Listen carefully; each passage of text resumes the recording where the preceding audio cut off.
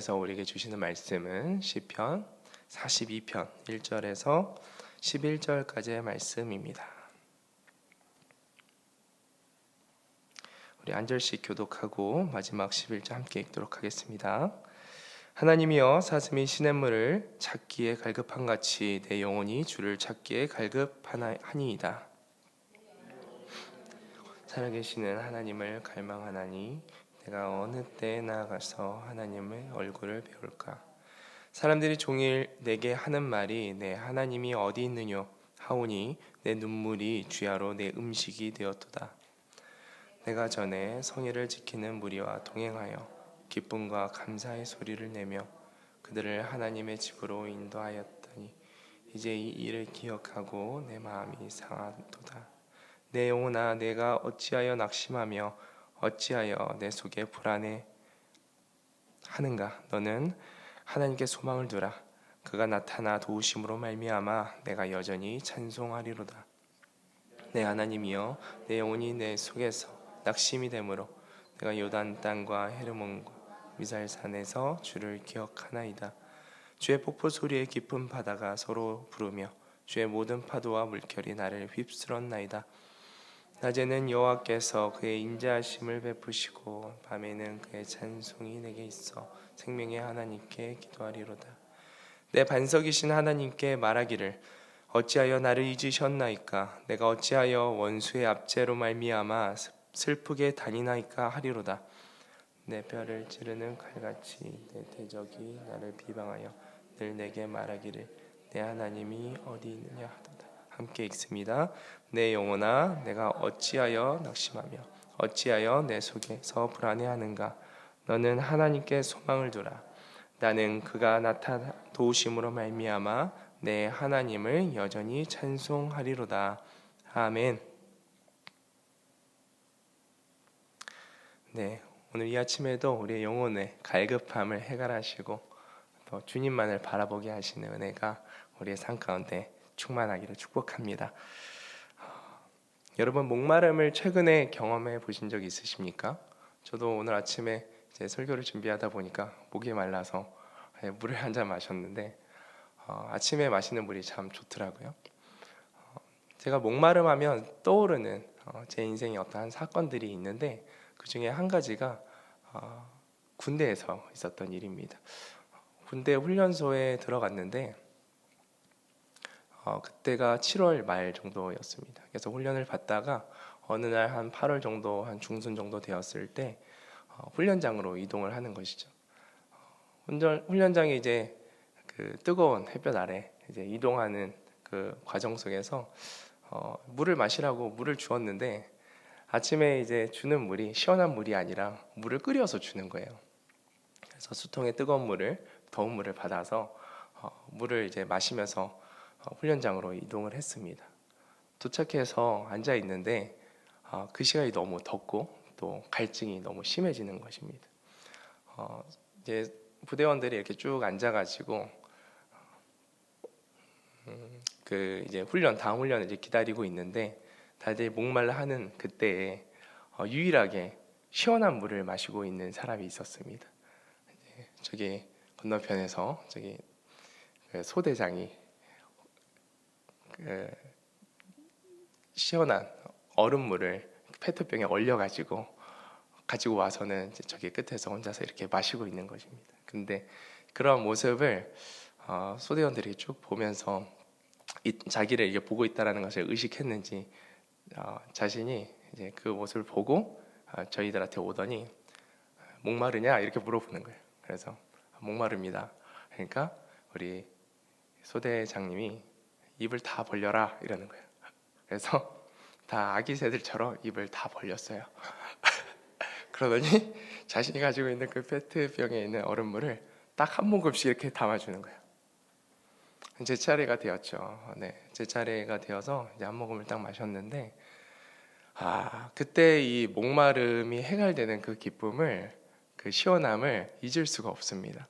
제가 참 많은 시원한 물을 마셔보았는데 그때 그 시원함이 가장 시원했다라고 좀 생각이 되어집니다. 오늘 1절 2절 말씀에 사슴이 그 목이 말라서 시냇물을 찾아 헤매는 모습들을 보게 됩니다. 하나님이여, 사슴이 시냇물을 찾기에 갈급한 같이 내 영혼이 주를 찾기에 갈급하니이다. 내 영혼이 하나님 곧 살아계시는 하나님을 갈망하나니 내가 어느 때에 나아가서 하나님의 얼굴을 배울까? 시편 기자가 고백하기를 시냇물을 찾기에 갈급한 사슴의 모습이 마치 우리 주님을, 내 하나님을 찾는 내 영혼의 모습과 같습니다 라고 하나님께 이 시편 기자가 고백하고 있는 것이죠. 하나님께서 오늘 말씀을 통해서 물으십니다. 너는 이 갈급함이 있냐? 너는 이 목마름이 있냐? 마치 목숨을 유지하기 위해서 자신의 목마름을 해결하기 위해서 시냇물을 찾았던 이 사슴의 갈급함이 너희 안에 있냐? 시편 기자의 이 고백이 우리의 영혼 가운데 있는지 주님께서 질문하십니다. 예레미야 29장 13절 말씀에 너희가 전심으로 나를 찾고 찾으면 너희가 나를 만나리라 말씀하고 있습니다. 너희가 전심으로 나를 찾고 찾으면 나를 만나리라. 그냥 찾는 것이 아니라 전심으로 찾는 자, 나를 그냥 찾는 일회성에 그치는 그런 찾음이 아니라 갈급하여서 주님 아니면 안 됩니다 라는 고백으로 찾고 찾는 자, 그러면 나를 만나리라 예레미야 선지자를 통해서 말을 하고 있습니다. 우리가 주님을 찾고 있죠. 오늘도 주님을 찾기 위해서, 또 주님을 만나기 위해서, 주님으로부터 그의 영적인 해갈을 우리가 경험하기 위해서 이 자리에 나왔는데요. 우리가 주님을 찾고는 있는데 정말 이 사슴과 같이 살기 위해서 주님을 찾고 있는가? 전심으로 하나님을 찾고 또 찾고 하는 그 간절함으로 주님을 찾고 있는가? 우리 삶을 돌아보길 원합니다. 저와 여러분 안에 목마른 사슴과 같이 주님을 찾고 찾는 이 시간, 이 간절함이, 이 목마름의 영성이 회복되어지는 은혜가 있기를 축복합니다. 목마름의 영성이, 갈급함이 언제 생겨날까요? 우리가 완전한 무지, 완전한 무력감, 완전한 이 무능함을 주님 앞에서 우리의 영혼이 깨달을 때 이 목마름의 영성이 회복됩니다. 우리가 조금이라도 내가 할 수 있다, 내가 가진 것으로 살 수 있다 라는 생각을 가진 순간에 우리는 하나님을 찾지 않습니다. 나의 것을 의지하죠. 근데 하나님은요, 전적으로 당신을 의존하기를 원하십니다. 의지하기를 원하십니다. 나는 포도나무에 너희는 가지니 내가 그 안에, 그가 내 안에 거하면 많은 열매를 맺나니 나를 떠나서 너희가 아무것도 할 수 없다 말씀하시는 그 음성을 우리가 기억하면서, 하나님, 내가 주님 없이는 어떠한 능력도, 어떠한 지혜도, 어떠한 지식도, 이 땅에서 우리가 내가 구원받을 그런 은혜도, 누군가를 구원할 수 있는 능력조차도, 그 지혜의 말 한마디도 내가 할 수 없는 자임을 주님 고백합니다. 주님 도와주십시오. 주님 은혜 주시옵소서. 이런 마음이 있을 때 우리 안에 주님을 찾고 찾는, 전심으로 찾고 찾는 그 목마름의 영성이 회복되는 줄로 믿습니다. 오늘도 그렇게 우리의 마음을 변화시켜 주시는 은혜가 있을 줄로 믿습니다. 오늘 시편 42편의 말씀을 보면요, 기록한 저자가 누구인지 알 수가 없습니다. 기록된 시기와 상황에 대해서도 잘 알 수가 없습니다. 어떠한 신학자는 이게 다윗이 압살롬 자신의 아들의 그 반란을 피해서, 반역을 피해서 예루살렘 성전을 피해 있을 때 기록한 것이다 라고 말을 하기도 하는데요, 그 또한 사실 정확하지는 않습니다. 하지만 우리가 말씀을 통해서 생각해 볼 수 있는 것, 좀 유추해 볼 수 있는 것 하나는, 이 시편을 쓴 저자가 참 어려운 가운데, 극심한 어려운 가운데 있었구나 라는 것을 우리가 생각해 볼 수 있습니다. 9절 말씀입니다. 내 반석이신 하나님께 말하기를 어찌하여 나를 잊으셨나이까? 내가 어찌하여 원수의 압제로 말미암아 슬프게 다니나이까 하리로다. 지금 원수의 압제로 인해서, 원수의 괴롭힘으로 인해서 지금 어려운 가운데 빠져 있다라고 주님 앞에 탄원하고 있는 거예요. 우리가 오늘 말씀을 통해서 묵상하기를 원하는 또 한 가지는 시편 기자는 지금 자신이 당하고 있는 이 고난 중에도 먼저 하나님을 찾는 자였다라는 것입니다. 우리가 고난 가운데 있을 때 하나님을 찾지 못하는 경우가 참 많습니다. 많은 이들이 자신의 삶에 찾아온 고난으로 인해 마음이 낙심하여서 하나님을 찾기보다는 자신의 고난에 집중하고 어떻게 하면 이 문제를 내 힘으로 해결해 나갈까에 집중하는 경우들이 참으로 많은 것 같습니다. 하지만 우리가 고난 중에도 이 시편 저자와 같이 하나님을 먼저 찾는 자들이 되기를 축복합니다. 우리가 고난 중에 먼저 하나님을 찾는다는 것은 우리에게 믿음이 있다라는 것을 보여주는 지표입니다. 고난 중에 하나님을 찾는 것이 믿음이 있다라는 거예요. 어떠한 믿음이 있는 것입니까?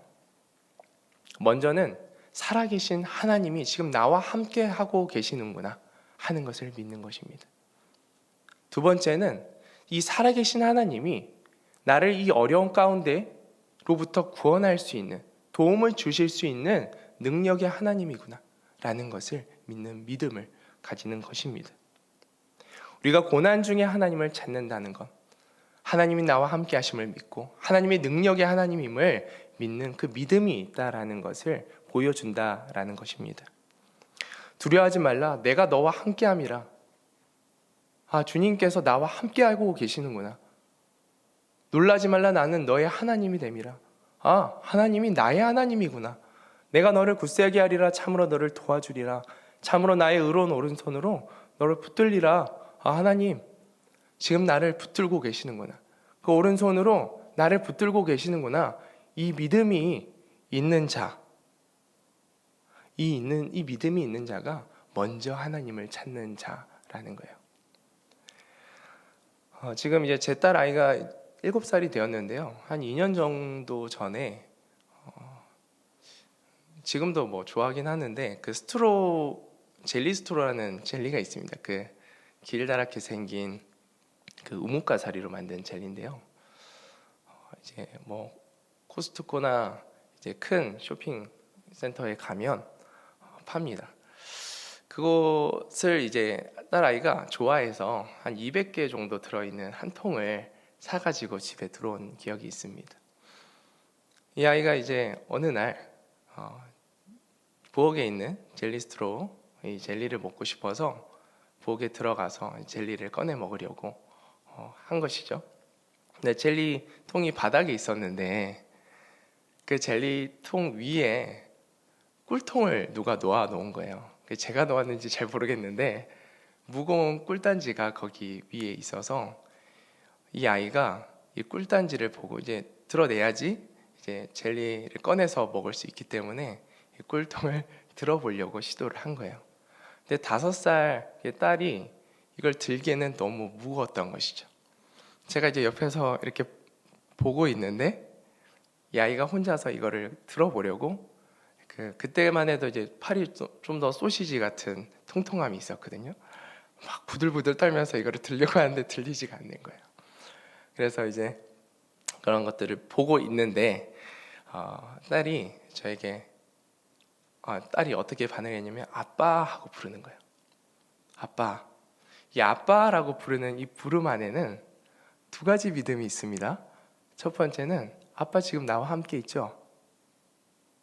두 번째는 아빠 나 도와줄 수 있죠. 우리가 이 딸이 고난 가운데 있습니다. 부들부들 떨면서 자신이 원하는 것을 지금 취할 수 없는 어려운 가운데 있는데 우리가 삶 속에서 하나님께서 주신 소원이 있고 그런 삶을 살아내는데 막혀있는 벽들이 있어요. 장애물이 있어요. 그런데 그 벽 앞에서 우리가 하나님을 먼저 불러야 된다는 거예요. 그 꿀단지를 자기 힘으로 옮기려고 하기보다는 그 장애물을 자신의 힘으로 처리하려고 하기보다는 그 치워지지 않는 그 꿀단지 앞에서 울기보다는 하나님 도와주세요. 하나님 지금 나와 함께 하시잖아요. 하나님 능력의 하나님이시잖아요. 주님 도와주실 수 있습니다 하면서 하나님을 먼저 찾는 그 믿음이 우리 안에 필요할 줄로 믿습니다. 주께서는 그 믿음을 통해서 하나님의 함께 하심을 나타내시고 하나님의 능력을 우리 삶 가운데 보여주실 줄로 믿습니다. 아멘. 우리가 고난 중에 고난에만 집중하는 것이 아니라 먼저 하나님을 찾는 자가 되기를 축복합니다. 살아계신 하나님이 우리와 함께 하십니다. 살아계신 하나님이 능력으로 우리와 함께 하십니다. 3절 10절 말씀인데요, 제가 읽어보도록 하겠습니다. 사람들이 종일 내게 하는 말이 내 하나님이 어디 있느냐 하오니 내 눈물이 주야로 내 음식이 되었도다. 내 뼈를 찌르는 칼같이 내 대적이 나를 비방하여 늘 내게 말하기를 내 하나님이 어디 있느냐 하도다. 3절과 10절에 사람들이 그리고 대적이 동일한 말로 시편 저자를 힘들게 합니다. 내 하나님이 어디 있느냐. 우리가 고난 중에 있을 때 사단은 이 때를 놓치지 않고 우리에게 거짓말을 속삭입니다. 그 대표적인 거짓말 중에 하나가 하나님 없다입니다. 하나님이 어디 있느냐, 하나님 없다 라고 사단이 말하는 것이죠. 또 이어지는 거짓말이 주로 이런 말을 하는 것 같아요. 하나님이 살아계셔도 너를 사랑하지 않는 것 같아요. 그래서 우리가 사단이 속삭임에 넘어가면 하나님 날 사랑하지 않나?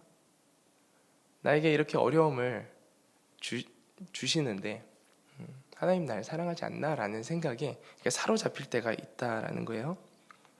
사단이 내면 가운데 생각으로 이런 거짓말을 심기도 하지만 사람들의 입술을 통해서 이런 거짓말들을 우리 안에 전하기도 합니다. 바로 그 사단의 거짓말 속에서 우리는 우리의 신앙의 현 주소를 볼 수 있습니다. 나의 믿음이 정말 주님 앞에서 굳건하게 세워져 있는지, 진짜인지 아니면 가짜인지 살펴볼 수 있다라는 거예요. 믿음이 있는 성도는 하나님이 없다, 하나님은 나를 사랑하지 않는다라는 생각을 단호히 거절할 수 있어야 합니다. 그러나 믿음이 없는 성도의 모습을 보면 이 사단의 거짓말에 쉽게 넘어가고 그리고 하나님께 등을 돌리고 하나님께 욕을 하는 그런 모습들을 우리가 또 보기도 합니다. 말씀을 보면 욥과 욥의 아내의 모습이 그와 같은데요. 삶의 고난이 임했습니다. 그런데 믿음이 없었던 욥의 아내는 고난 중에 사단의 거짓말을 수용하는 것입니다. 하나님을 저주하는 것입니다. 9절 말씀인데요, 욥기 2장 9절 말씀입니다. 그의 아내가 그에게 이르되 당신이 그래도 자기의 온전함을 굳게 지키느냐, 하나님을 욕하고 죽으라 라고 이야기하는 거예요. 그러나 같은 고난 중에도 믿음 있는 욥의 태도는 어떻습니까? 고난을 수용합니다.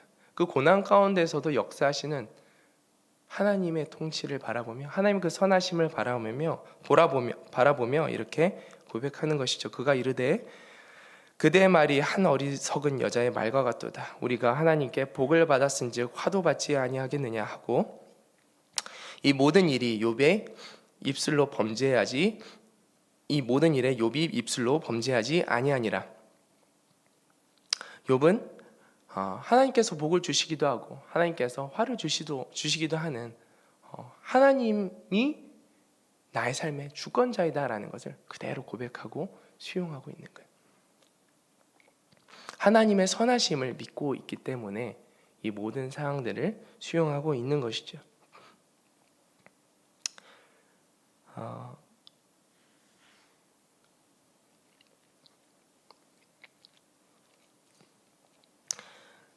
우리가 이 욥의 태도가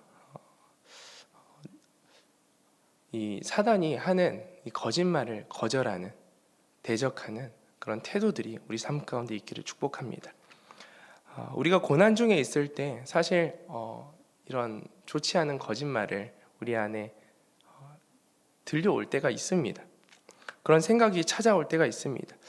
하나님이 어디 있냐? 하나님 너를 사랑하냐? 근데 그런 이야기를 들으면 낙심하는 생각이 찾아옵니다. 낙심의 마음이 찾아옵니다. 불안한 생각이 찾아옵니다. 그럴 때 우리는 어떻게 해야 할까? 오늘 시편 저자는요, 다음과 같은 좋은 지침을 우리에게 전하고 있습니다. 5절과 11절인데요. 재밌게도 이 말씀이 동일한 말씀입니다. 내 영혼아 내가 어찌하여 낙심함이 어찌하여 내 속에서 불안해하는가? 너는 하나님께 소망을 두라. 그가 나타나 도우심으로 말미암아 내가 여전히 찬송하리로다. 11절 말씀이 동일한 말씀으로 이제 고백하고 있습니다. 내 영혼아 낙심하지 말아라. 어찌하여 불안해하는가? 하나님께만 소망을 두라. 하나님이 도우실 것이니 내 영혼아 하나님을 찬양하라. 우리가 5절 11절 이 반복되어지는 말씀을 통해서 묵상할 수 있는 것은 세 가지인데요. 첫 번째는 영혼을 향하여, 나의 영혼을 향하여 선포하라는 거예요. 믿음을 가지고 선포하라는 것입니다. 두 번째는 하나님의 하실 소망의 일들을 선포하라는 것입니다. 세 번째는 반복해서 선포하라는 것입니다.